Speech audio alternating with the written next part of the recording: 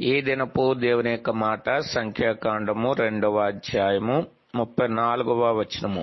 యెహోవా మోషేకు ఆజ్ఞాపించినట్లు సమస్తమును చేసిరి. ఆజ్ఞాపించినట్లు దేవుడు మోషేకు ఏదైతే ఆజ్ఞాపించినాడో అది ఇశ్రాయేలుకు తెలియజేసినప్పుడు ఇశ్రాయేలు సమస్తము ఆ రీతిగా చేశారని లేఖనాలు తెలియజేస్తున్నాయి. ఆ రీతిగా చేయడం ద్వారా ప్రతి ఒక్కరు కూడా మేలును పొందేటటువంటి వారుగా ఉంటారు.